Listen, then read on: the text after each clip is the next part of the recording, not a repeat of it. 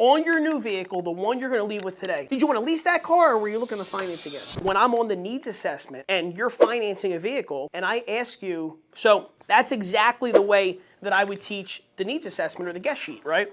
So let's say we're on the needs assessment and I say to you, let's say you're financing a car right now, right? And I say, your vehicle you're driving now, are you leasing or financing it currently? Financing it. Financing. Okay. I go through the whole thing. I eventually make my way to the new car. Notice my voice and tonality, okay? So, on your new vehicle, the one you're going to leave with today. On your new vehicle, the one you're going to leave with today. Did you want to lease that car or were you looking to finance again? And I'm overselling it, but you're paying a negative impression of the lease. No. Well, no, actually, I'm doing the opposite. Did you want to lease your new car or were you looking to finance again? I'd say that. Right? So let's say you said, no, I want to finance. Say that to me. Okay, we do have very aggressive lease options as well that most of my customers do like to go with, gets the monthly payment more affordable. Would you like for me to work them up for you as well, just in case you change your mind? Sure. I'm fighting for the lease on the needs assessment because I don't want it to look like the second best option, right? But once again, though, on the needs assessment, it's not the time and place to be negotiating. Right? No, but I got to fight for it. The only thing I was saying, when you're presenting numbers, you know how many miles you're driving a year, right? And everything is, like, you're not really developing, a commitment. You're developing options, right? The lease and everything else. So when you say this, which one works best for you? Sign here, I'll get your car ready for immediate delivery. And they're going to say, whoa, what's this? And then you say all the benefits of the lease. Yeah, but... Because the lease has to be cheaper. And they're going to say... Well, not necessarily, because I ran a lease the other day on a I think it was a Jeep Cherokee, and it was excellent. So, but I think we're saying the same thing here. You believe the lease is better for them. But a Honda's the perfect car to lease. Right, but what I'm saying is, if they don't want to lease, and I tried on the needs assessment. You think you're just turning them off? No.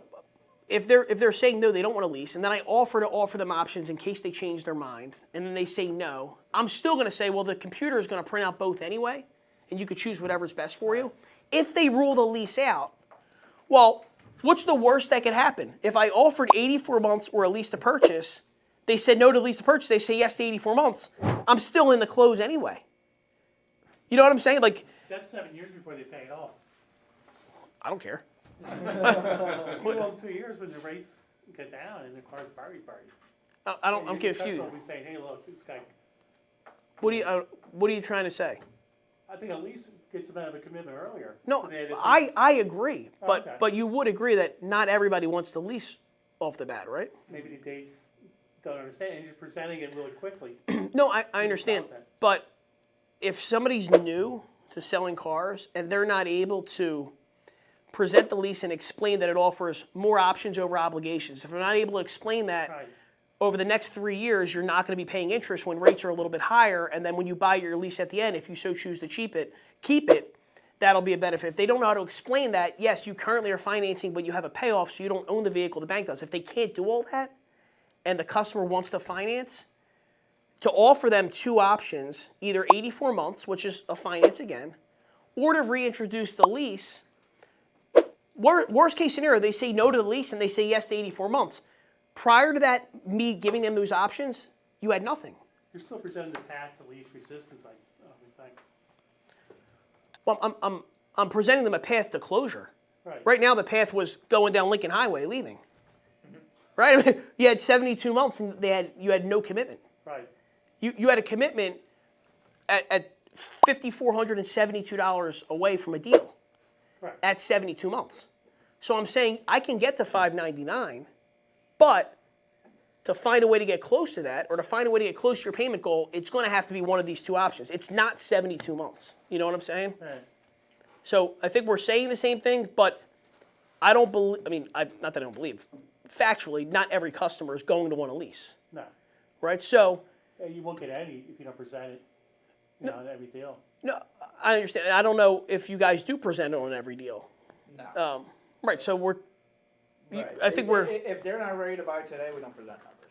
No, that's a different conversation. But if you have a customer who wants to see finance numbers, you present them finance numbers. Yeah. If you fight for the lease, which I always try to do, but they don't want a lease, and All right, so let me ask you this. What if you present both numbers, right? Lease and finance. You present it 100% of the time. And they go, yeah, I don't want to lease. I want to stick with the finance. What do you do then?